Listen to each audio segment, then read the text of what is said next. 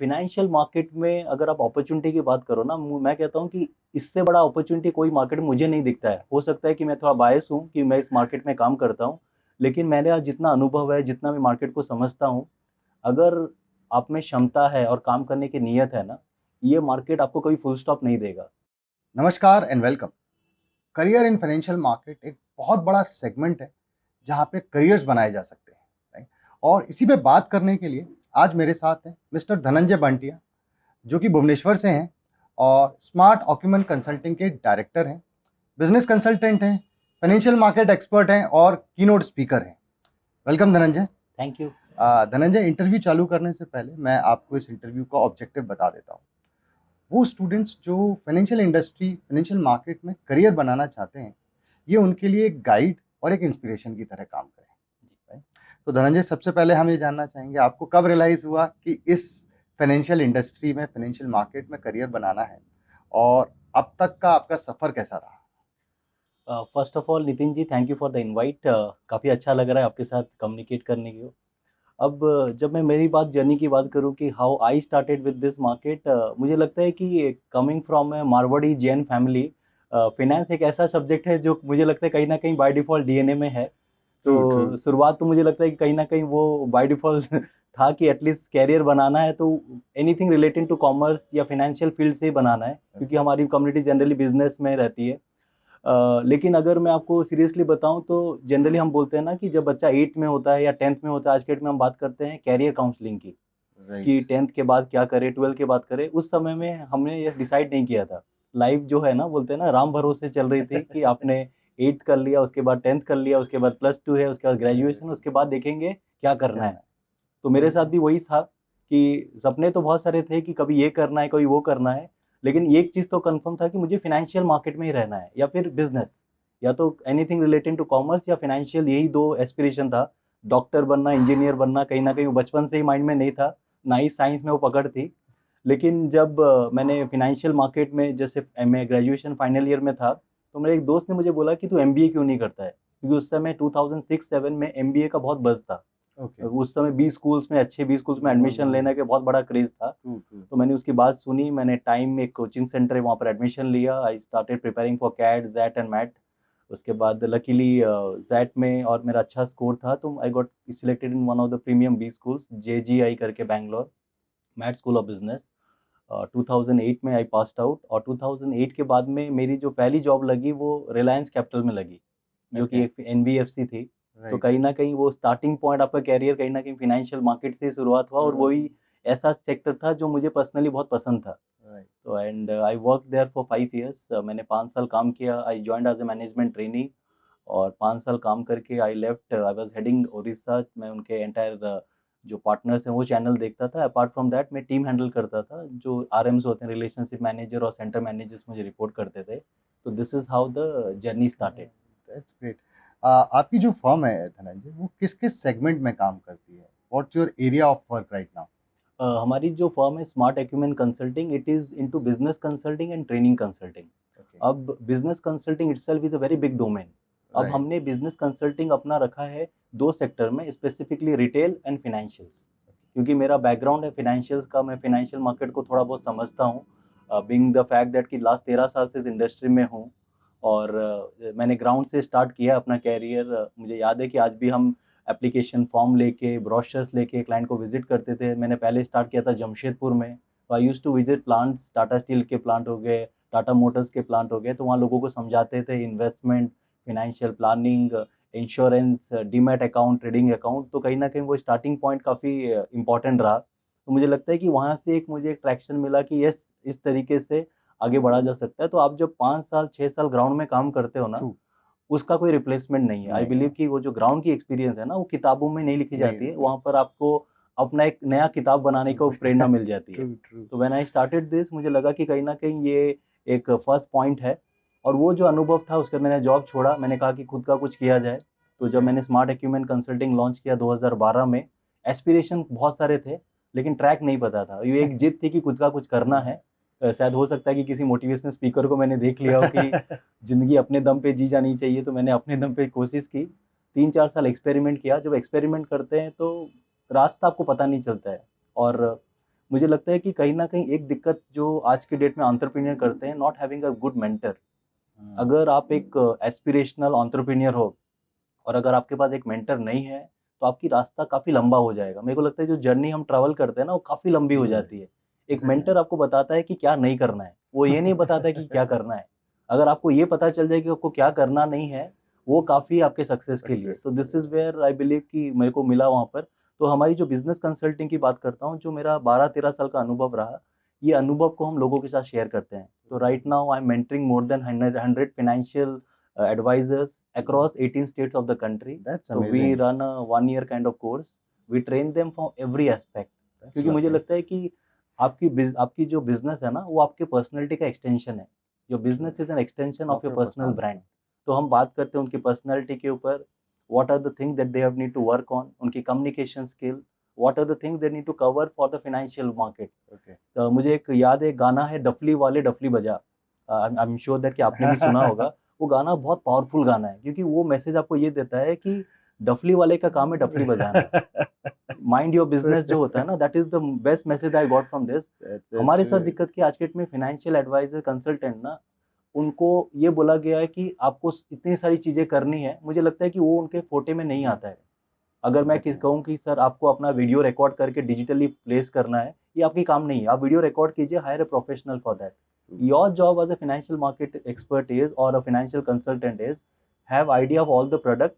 Product की जानकारी रखिए, go at meet with the client, manage their emotions, manage their what you say relations, and that is how you grow. तो अपनी work define कर लो। तो मुझे लगता है कि this is what the core area of business consulting. Second is retail, जो मैंने बोला। We help major players in Orissa, how they can expand their businesses, how they can what you say, provide training, right amount of training for their team. Apart from that, I do sessions for regulator like SEBI. I am a SEBI and panel smart trainer. Oh, So that is great. where I do as a freelancer. Apart from that, I am a trainer for major financial market entities like CIEL, National Stock Exchange Academy. So I do sessions for financial market and financial literacy, to be specific. अ, अब अपन आते हैं धनंजय उन बच्चों के लिए जो इस field में करियर बनाना चाहते हैं। एक बहुत बड़ा अम्ब्रेला है फाइनेंशियल मार्केट को अगर मैं बोलूँ, तो आपके हिसाब से इसमें कितनी अपॉर्च्युनिटीज़ हैं और कितने डिफरेंट सेगमेंट्स हैं, जिसमें कि बच्चा करियर बना सकता है? फाइनेंशियल मार्केट में अगर आप अपॉर्चुनिटी की बात करो ना, मैं कहता हूँ कि इससे बड़ा अपॉर्चुनिटी कोई मार्केट में मुझे नहीं दिखता है। हो सकता है कि मैं थोड़ा बायस हूँ कि मैं इस मार्केट में काम करता हूँ, लेकिन मैंने आज जितना अनुभव है, जितना मैं मार्केट को समझता हूँ, अगर आप में क्षमता है और काम करने की नीयत है ना, ये मार्केट आपको कभी फुल स्टॉप नहीं देगा। और इस मार्केट में अपॉर्चुनिटी इतनी है कि आप अम्ब्रेला कौन सा पकड़ोगे, वो भी आपको क्वेश्चन मार्क हो जाएगा। इतने सारे opportunity, you have to pick कि मेरे को क्या करना चाहिए, क्या नहीं करना चाहिए। तो जब मैं बात करूँ कि क्या-क्या है, अब आप देखो कि जैसे for example somebody coming into this segment, industry बहुत सारी है। For example banking. हाँ, बैंकिंग सुनने में बहुत छोटा लगता है, लेकिन वो itself is a very big big industry. Industry. क्योंकि बैंकिंग के अंदर आप जो काम देखोगे ना, the kind of nature of work it is done, it is huge. एक ओके, बैंकर जो है ना, उसकी अगर आप प्रोफाइल देखेंगे, it is ranging from being an executive to a treasury manager to a okay, wealth manager kind of thing. तो जब रोल्स हम बात करते हैं इन अ बैंकिंग सेगमेंट, एक बैंकिंग मतलब ये नहीं है कि किसी ने आपका खाता खुलवा दिया और काम खत्म हो खत्म गया। हो इट गया। इज़ अ वेरी स्मॉलर, मतलब बोलते हैं ना, बहुत माइक्रो डेफिनेशन है बैंकिंग का। मैक्रो डेफिनेशन काफ़ी ह्यूज है। तो मुझे लगता है कि banking as a sector is fantastic. उसमें आपको फ़ायदा ये होता है कि you deal with multi products. जब आप मल्टी प्रोडक्ट्स में डील करते हैं ना at the start of your career, वो क्या करता है, आपको एक फ्लेवर देता है कि यस, ये ऑप्शंस है। For example if I am a banker और मैंने अपने कैरियर स्टार्ट किया एज अ बैंकर, वो बैंक में मुझे म्यूचुअल फंड में भी डील करना है, इंश्योरेंस में भी डील करना है, ट्रेजरी में भी डील करना है, बैंक अकाउंट भी खोलने हैं। तो जब मैं इतने सारे प्रोडक्ट में डील करता हूँ, मुझे पता है कि हर प्रोडक्ट काम कैसे करता है। एंड आस्ते आस्ते over a period of time, if you think that yes that is a single product which excites you. so for example आपको इंश्योरेंस एक्साइट किया, वो अपने आप में एक इंडस्ट्री है। ओके, अगर आपको म्यूचुअल फंड एक्साइट किया, वो अपने आप में आपने एक एक इंडस्ट्री इंडस्ट्री है। है। तो मैं कह रहा हूँ कि जब मैं बात करूँ फाइनेंशियल मार्केट की ना, उसमें सब क्लासिफिकेशन इतने सारे हैं। ओनली थिंग इज आपको ये पकड़ना है कि आपको एक फील्ड में चैंपियन बनना है। If you okay, really want to demand a premium in the market, लोगों के साथ कंफ्यूजन है कि वो हर फील्ड में चैंपियन बनने की कोशिश करते हैं। तो if you want to be really a champion in this, be a champion in one product and have an idea of all the product. तो बोलते हैं ना सुपर स्पेशलिटी जो हम बात करते हैं, that is what is the requirement of the market. Market खोज रहा है कि कोई ऐसा बंदा जब मैं एनपीएस की बात करूं, जब मैं म्यूचुअल फंड की बात करूं, पहला नाम धनंजय का आना चाहिए, इससे मैं पूछूंगा। ओके। हो सकता है कि I have a knowledge of insurance, I have a knowledge of broking. Broking itself is a very big business. Okay. आज के डेट में आप देखिए the number of people who are participating in stock market, हाँ, वो अपने आप में बहुत बड़ा बड़ा वर्टिकल मार्केट। है। उसके अंदर भी और सारे हैं। आप रिसर्च में आना चाहते हैं, आप डीलिंग में आना चाहते हैं, आप सेल्स में आना चाहते हैं, आप पोर्टफोलियो मैनेजमेंट सर्विस में आना चाहते हैं, तो इस उसमें भी बहुत सारे सब वर्टिकल आ जाते हैं। तो वही मैं कह रहा हूँ कि एक वर्टिकल डिफाइन करना फाइनेंशियल मार्केट में इजी नहीं है, it's a very broad vertical. और जब तक मैं कह रहा हूँ ना कि कोई आदमी पैसा कमाएगा, तब तक ये मार्केट चलता चलता रहेगा, और जिस रहेगा। दिन लोगों ने पैसा कमाना बंद बंद कर कर दिया तो दिया मार्केट बंद हो तो जाएगा। वैसा तो होने दिस वाला दिस नहीं है। वैसा होने वाला नहीं, तो ये मार्केट चलेगा। तो this is what I believe financial market space is all about. I think बहुत अच्छे से आपने बताया कि कितने कितने डिफरेंट सेगमेंट्स हैं। मेरी जो ऑडियंस है, जो बच्चा आज 11th या 12th में डिसीजन लेता है कि मुझे कॉमर्स लेके फाइनेंस मार्केट में काम करना है, या वो बीबीए कर रहा है या बीकॉम कर रहा है, पहले चीज़ क्या रोड मैप होना चाहिए कि कहाँ से मैं चालू करूँ, कौन सा सब्जेक्ट लेने से लेके कौन सा कोर्स ग्रेजुएशन में करूँ, कौन सा पोस्ट ग्रेजुएशन में करूँ, एक ये क्या रोड मैप बनाऊँ, और कैसे ये पता चले कि मुझे इतने बड़े मार्केट में से कौन-सा मेरे इंटरेस्ट का है?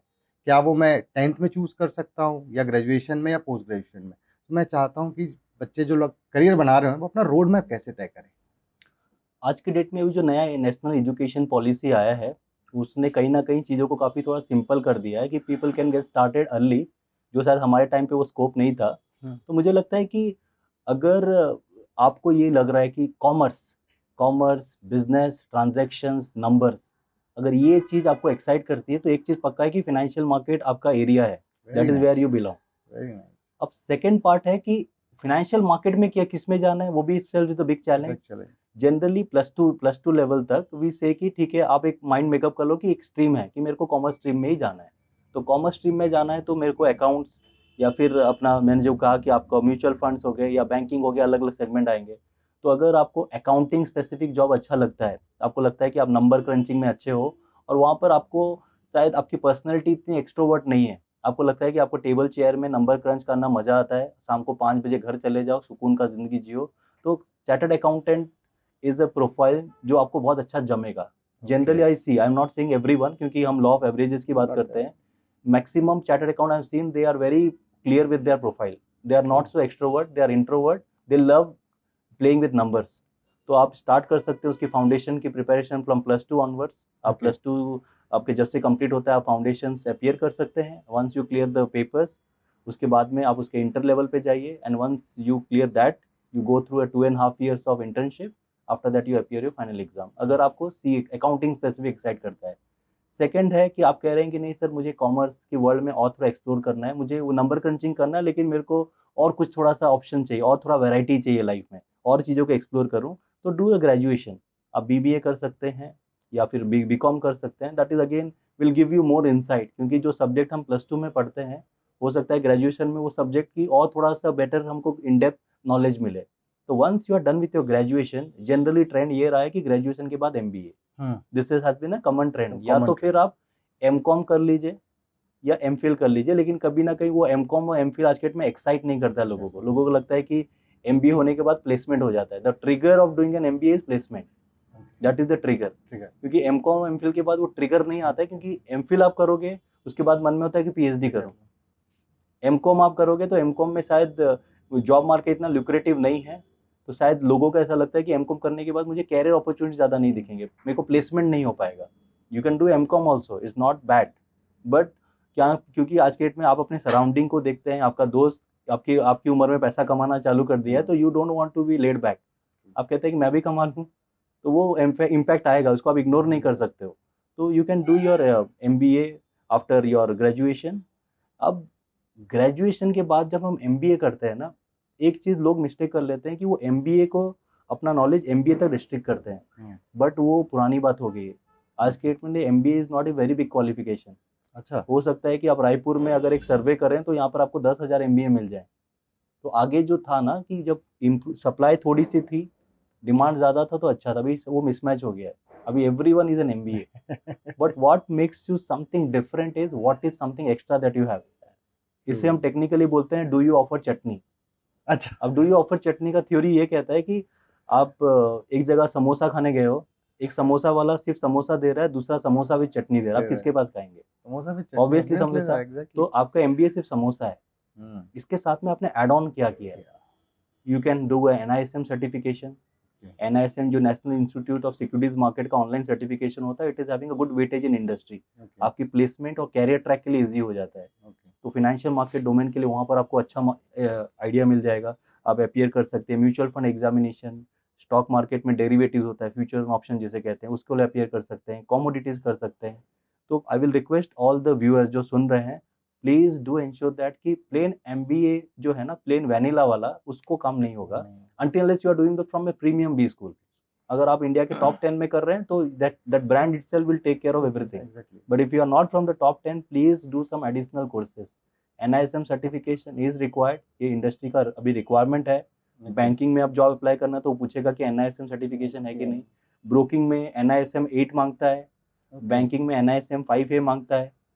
आपको वेल्थ मैनेजमेंट में जाना है तो NISM 10A 10B मांगता है।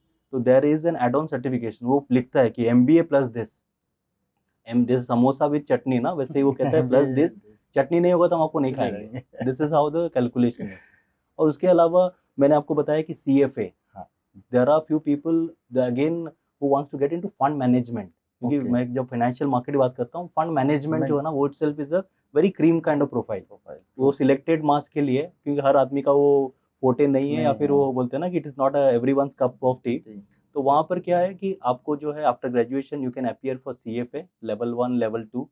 It's bit tough, but it will give you a great career opportunity. आपकी जो पे जो एक्सपेक्टेशन रखते हैं from an MBA from a mediocre college as compared to having a CFA का हमेशा थोड़ा सा आपको एडवांटेज ज़्यादा मिलता है। CFA MBA के साथ करना है, MBA yes के yes बाद या after ग्रेजुएशन के बाद? graduation you can do it. After After graduation. graduation you can start in final year, and once you are done with the preparation आप start कीजिए, once you are done with the graduation you can appear for that exam. तो आपका कहीं ना कहीं एक समय बच जाता है। लेकिन क्यों कि फाइनल ईयर रहता है तो शायद हो सकता है कि इतना टाइम नहीं रहे, और कुछ कुछ सब्जेक्ट मैच करते हैं। तो अगर आप फाइनल ईयर में, ऐसा नहीं कि पूरा सब्जेक्ट एक्सट्रीम डिफरेंट हो जाएगा, तो it will be something complementing, but ऐसा नहीं है कि पूरा ही सेम होगा, तो थोड़ा आपको एफर्ट एक्स्ट्रा देना पड़ेगा। But you can save 1 year, that is what the advantage is. तो CFA is when you want to be a fund manager, that's a very specific profile of a fund manager और wealth manager. Okay, जहाँ पर आप लोगों को, आप जाओगे नहीं इन्वेस्टमेंट लाने के लिए, आप जो लाया हुआ इन्वेस्टमेंट उसको मैनेज करोगे। तो if you are the one, again if you have a love for numbers, फिर वहाँ पर भी थोड़ा सा पर्सनैलिटी इंट्रोवर्ट टाइप में है तो जमेगा। लेकिन अगर आपको आना है कस्टमर फेसिंग में, वहाँ पर आपकी पर्सनैलिटी जो है ना, वो बात करने वाली होनी चाहिए। मतलब लोगों को बोलना चाहिए कि ये बंदा ना बोल सकता है। वहाँ पर आपकी नॉलेज जो है वो शायद सेकंड में आएगी, पहले आएगा आपका बोलने वाला स्किल, कम्युनिकेशन स्किल जो है ना, वो इम्पोर्टेंट। आपकी पर्सनैलिटी, लोग पर्सनैलिटी में काम नहीं करते हैं। मेरा सबसे बड़ा चैलेंज है कि जब ग्रेजुएशन में बहुत सारे बच्चों को मैं देखता हूँ ना, जब वो इंटरव्यू के लिए आते हैं ना, they don't have that physique, they are not presentable even though they have knowledge. लेकिन अगर आपकी फिजिक्स अच्छी नहीं है, आप सही अपने आप को कैरी नहीं कर रहे हैं ना, सामने वाला कस्टमर इंप्रेस नहीं होता है। तो मैं हमेशा रूल फॉलो करता हूँ कि if you are gold from inside, you should look like showroom from outside. अगर आप अंदर से सोना हो तो बाहर से शोरूम देखिए, क्योंकि अगर सोना भी अगर थैले गाड़ी में बेचा जाएगा ना, तो लोग डाउट करेंगे कि सोना है या पीतल है। तो that is where people go wrong. तो आई ऑलवेज सजेस्ट, अगर आप गोल्ड अंदर से हैं, please be like showroom. Fitness का ध्यान दीजिए, have a proper physique. When you go for an interview, वो आपके पर्सनल देख के फिदा हो जाए। नॉलेज तो हम कर लेंगे। बोलते हैं ना कि आज के डेट में कॉर्पोरेट क्या कहते हैं, hire for will, train for skill. वो कहते हैं कि भैया स्किल के लिए तो मैं ट्रेन कर लूंगा, इंटेंट है कि नहीं सामने के बंदे में, वो रुतबा है कि नहीं है, वो इंडस्ट्री की कहीं ना कहीं मुझे लगता है ज़रूरत है। धनंजय, आपने रोड मैप क्या होना चाहिए वो बहुत अच्छे से समझाया, और स्पेसिफिकली किस सेगमेंट में जाने के लिए क्या करना है, that is I think audience को बहुत क्लियरली समझ आ जाएगा। किसी भी फील्ड में नॉलेज के साथ साथ स्किल्स की भी बहुत ज़रूरत होती है, right? वैसे तो ये बहुत वेरिड फील्ड है जहाँ बहुत डिफरेंट सेगमेंट्स हैं। कुछ बेसिक स्किल्स जो कि आपको डिग्री के साथ होने चाहिए to be successful in this market. जैसे मैंने आपको शेयर किया कि कम्युनिकेशन जो है ना, वो ऐसा स्किल है जो आपको एक अलग लेवल पे ले जाता है। वो क्राउड को आपको डिफरेंशिएट कर देता है कि नहीं, ये बंदे कुछ अलग है। अब कम्युनिकेशन इटसेल्फ, लोग कहते हैं कि सर कम्युनिकेशन में क्या है, कि मैं इंग्लिश अच्छी बोलूँ या कैसे बोलूँ, या मेरा बॉडी लैंग्वेज, ये सबका कॉम्बिनेशन है।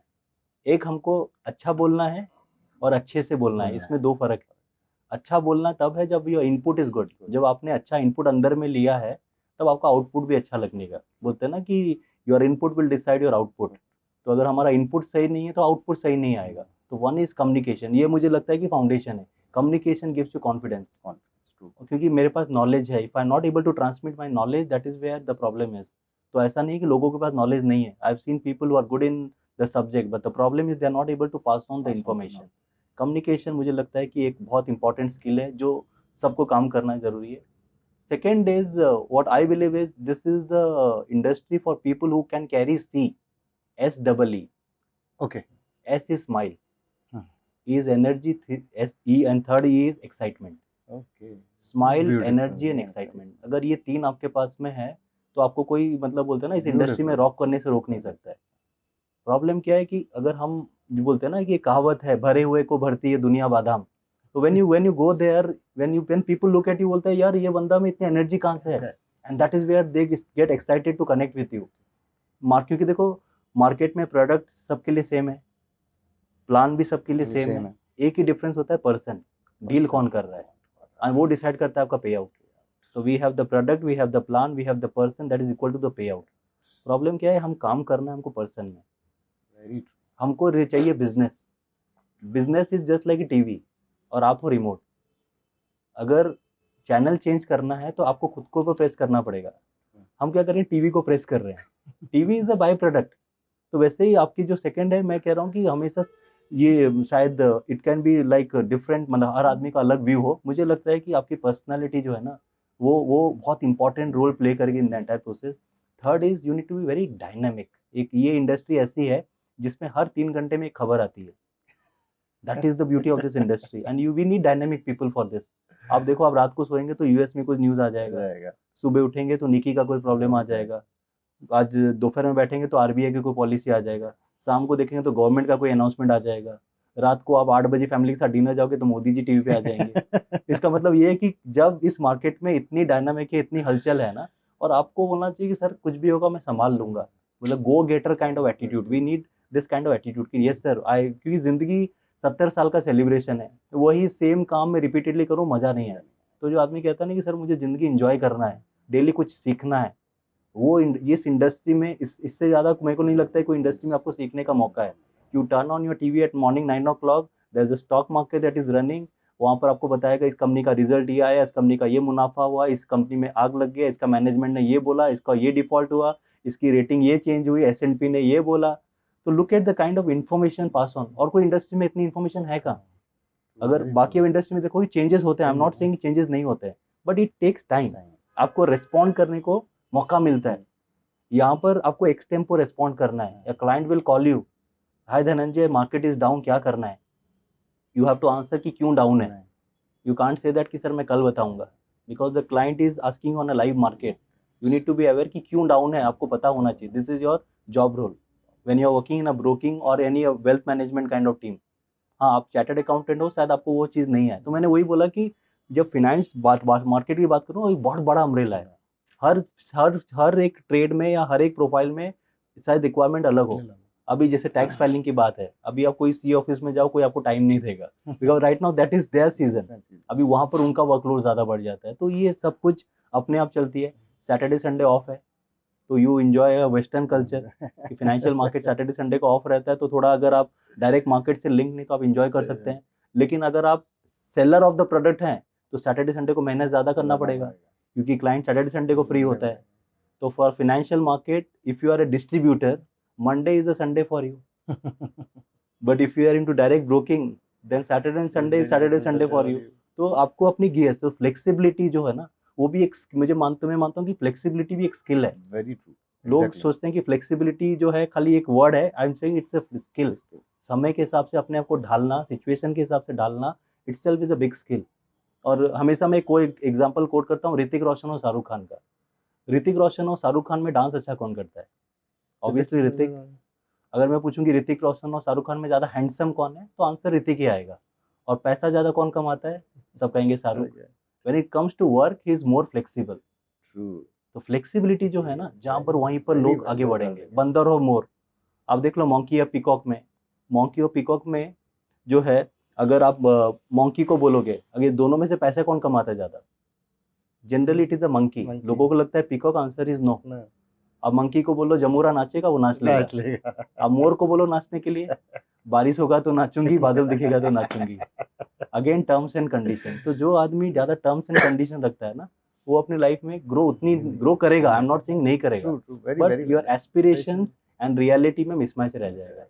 तो this is the second thing which I believe, flexibility जो है ना, इस इंडस्ट्री की रिक्वायरमेंट है। अगर आप फ्लेक्सिबल हो, डायनामिक हो, एक्सेप्ट करते हो चैलेंजेस को, कम्युनिकेशन आपका तगड़ा है, और yes, I am sure that कि अगर आप फाइनेंशियल मार्केट में, तो नंबर का जो बेसिक्स है वो तो बाय डिफॉल्ट है, मतलब दैट इज अ, बोलते हैं ना कि बाय डिफॉल्ट इंग्रेडिएंट्स जो होना चाहिए। This is how I believe कि वेरी वेरी आपको वेरी एक हेड स्टार्ट दे सकता है। बहुत बहुत ही बढ़िया तरीके से आपने एक्सप्लेन किया। चैलेंजेस हर काम में आते हैं एंड आई थिंक आपने भी फेस किए होंगे। तो प्रोजेक्टेड अगर मुझे पता है यार, ये basic few of the challenges जो हर किसी को आएंगे, वो क्या हो सकते हैं आपके हिसाब से? सबसे बड़ा चैलेंज है कि जब हम फाइनेंशियल मार्केट की बात करते हैं ना, the only thing certain about financial market is uncertainty. वो एक चीज सर्टेन है इस मार्केट में। तो अब क्या हो रहा है कि when we are advising somebody, suppose आप मेरे क्लाइंट हो, मैंने आपको एडवाइस किया कि sir please invest in this company और दिस स्टॉक और this fund, we are asking you to invest in a fund जो कि इन्वेस्ट करेगा मार्केट में, and we don't know what is going to happen tomorrow, and you have to answer why it has happened and why it has not happened. तो इससे बड़ा challenge इस market में कुछ भी नहीं है कि you are betting on a market which is not in your control, but you are asking the client to participate in the market which is not in your control, और आप कहेंगे कि सर उसकी जिम्मेदारी मैं लूंगा। उससे बड़ा चैलेंज जो है ना, इसलिए इंडस्ट्री में आपको पैसा भी बहुत अच्छा मिलता है, क्योंकि आप उसके लिए उतना प्रेशर भी लेते हैं। जहाँ पर प्रेशर लेंगे वहाँ पैसा बनेगा, और मुझे लगता है कि ये हमारे मार्केट का, क्या कहते हैं ना, वो आत्मा है। यस, मैंने अपने आप को पेन दिया। आई गेट अप 9 बजे से लेकर 3:30 बजे तक मैं मार्केट को ट्रैक कर, इट्स नॉट ईजी। 6 घंटा, 7 घंटा, 8 घंटा एक स्क्रीन में देखना, कंटिन्यूसली फोन रिसीव करना, बात करना, ये सिर्फ मैं ब्रोकिंग की बात कर रहा हूँ। अब आप म्यूचुअल फंड में आएंगे, म्यूचुअल फंड में वैसा ही होता है। आप कलेक्शन कीजिए, एप्लीकेशन को पंच इन कीजिए, देखिए क्लाइंट को नैब मिला है कि नहीं, उस दिन एप्लीकेशन रिजेक्ट तो नहीं हुआ है, कुछ मिसमैच तो नहीं आया है। अगर समझो आज मार्केट डाउन है और क्लाइंट ने आपको चेक दे दिया या एप्लीकेशन दे दिया, और आपका पैसा जो है, क्या कहते हैं, नीचे आ गया, या फिर मार्केट नीचे आया, आपका एप्लीकेशन रिजेक्ट हो गया, अब क्लाइंट क्या कहेगा, अरे मुझे तो नीचे भाव में मिलना था, कल नहीं हुआ, आज मेरे को ऊपर में मिला है, उसका लॉस कौन देगा। तो it has the process has to be very clear, क्योंकि जब मैं आप मनी से डील करते हैं ना, आप लोगों से जब पैसा लेते हो, आप उसको क्या कहते हो कि भाई आप मुझे पैसा दीजिए, इसके बदले में आपको और पैसा दूंगा। This is the business we are into. अगर हम ये चेयर पे डील करते हैं या मोबाइल पे डील करते हैं, कस्टमर पे करता है, उसको आप एक टेंजिबल कमोडिटी देते हैं, काम खत्म हो जाता है। तो Dhananjay, thank you so much, आपने सारे एस्पेक्ट्स कवर कर लिए अब तक। What is the final message you would like to give to the students first, जो इस इंडस्ट्री में करियर बनाना चाहते हैं, और उन स्टूडेंट्स के पेरेंट्स के लिए आपका क्या मैसेज होगा? सबसे पहले मैं मैसेज ये देना चाहता हूँ कि इनके माइंड में जो एक थॉट है ना कि वो करो जो आपको अच्छा लगता है, कम आउट ऑफ दैट। अब वो चुनो जो आपको अच्छा लगता है, और उसके लिए वो करो जो आपको अच्छा नहीं लगता है। जैसे मैंने अपनी बेटी को बोला कि तू वो कर जो तेरे को अच्छा लगता है, वो दिन भर कार्टून देख रही थी। वो कह रही पापा मुझे देखना तो कार्टून अच्छा लगता है। ये जो मिथ है ना, ये माइंड से निकालना ज़रूरी है। वेरी आप ट्रू। वो चुनिए जो आपको अच्छा लगता है, उसके लिए वो करिए जो आपको अच्छा नहीं लगता है, और हर काम की चीज़ बोरिंग होगी, दैट इज़ अ रियलिटी। अगर मैं आपको चॉकलेट और वेरी स्प्राउट के वेरी बारे में बात करूँ, टेस्ट किस में आएगा? हमेशा चॉकलेट में आएगा, लेकिन काम की चीज़ हमेशा स्प्राउट होती है। तो काम की चीज़ टेस्टलेस होगी, काम की चीज़ बोरिंग होगी। तो जितने भी स्टूडेंट हमें सुन रहे हैं, प्लीज़ एंश्योर दैट कि आप जो चीज़ कर रहे हैं, पहले एस्पायर कीजिए कि करना क्या है। तो वो चुनिए जो आपको अच्छा लगता है, कि हाँ, मुझे एक अच्छा चार्टर्ड अकाउंटेंट बनना है, मुझे एक फंड मैनेजर बनना है, बैंकर बनना है, वेल्थ मैनेजर बनना है, पर्सनल फाइनेंस एक्सपर्ट बनना है। उसके बाद में आप क्या कर सकते हैं, once you are clear with this कि मेरे को ये करना है। अभी जैसे पर्सनल फाइनेंस में मैंने बात की, सीएफपी करके एक certified financial planner, okay. Wherein you become a CFO of a common man. इसकी बहुत रिक्वायरमेंट है इंडिया में हाँ। अभी। 2000 3000 और सीएफपी हैं, जबकि रिक्वायरमेंट 75,000 प्लस की है। ओके। तो look at the kind of demand supply gap. तो सीएफपी इज समथिंग दो कैन लिक, ये एक अलग अपॉर्चुनिटी है जहाँ पर एक कॉमन मैन के आप सीएफओ बनते हो। आप नितिन जी को बोलते हो, नितिन जी आपकी पूरे लाइफ की फाइनेंशियल प्लानिंग मैं करूंगा, and he will be monitoring and guiding your portfolio. तो वही मैं आपको कहना चाह रहा हूँ कि अपॉर्चुनिटीज इवॉल्विंग है। सो आज मैं जो आप इंटरव्यू आप ले रहे हैं, 5 साल बाद मैं कुछ और थीम पे बात करूँ, क्योंकि we are living in a world which is very dynamic. So this is first thing. Second is, be very clear with what you want to do with respect to your career. That get in touch with a good career counselor. मुझे लगता है कि उसका role बहुत important है. वो आपको गोल sheet बता देता है कि दिस इज योर फोटे, दिस इज एरिया जो आपके लिए बेहतर है. हो सकता है कि शायद आपको उसकी आइडिया नहीं हो, और कहते हैं ना कि you will change from inside but change will not come from inside. आप अंदर से बदलोगे लेकिन बदलाव अंदर से नहीं आएगा. तो वैसे ये कि आपको कुछ चेंज करना है, आपको लग रहा है कि एक दिशा चाहिए, तो इनपुट बाहर से आएगा, एंड दैट इज़ वेयर आपको रिक्वायरमेंट है. और जबकि रहा पेरेंट्स की बात, मुझे लगता है कि अभी जो बोला गया है कि बच्चों को छोड़ दो, उनको वो करने दो जो उनको पसंद है, no, I believe they are not matured enough to take the decision. At least till graduation it is your responsibility. Please you do the hand holding. आपको ज़रूरत है उसकी, बच्चों को आपकी ज़रूरत है. आई एम श्योर दैट कि we are living in open world, जहाँ पेरेंट्स आज के डेट में ओपन हो गए हैं बच्चे से. That is okay, all good. But still जितना मेरा अनुभव कहता है, ग्रेजुएशन तक पेरेंट्स को हैंड होल्डिंग की ज़रूरत है. After that the kid is smart enough, उसको पता है कि घर की जिम्मेदारी क्या है, मेरे को लगता है वो बाखूबी निभा सकता है. तो this is what my message to be to the viewers and all the parents. Thank you so much Dhananjay. जो हमारा पर्पस था कि ये एक inspiration as well as guide की तरह काम करे, अपने सारे एस्पेक्ट बहुत शानदार तरीके से कवर किए, एंड आई थिंक ये हमारा पर्पस को पूरी तरह सॉल्व करता है. Thank you Thank so much for your time thank you so Dhananjay. Much for having me.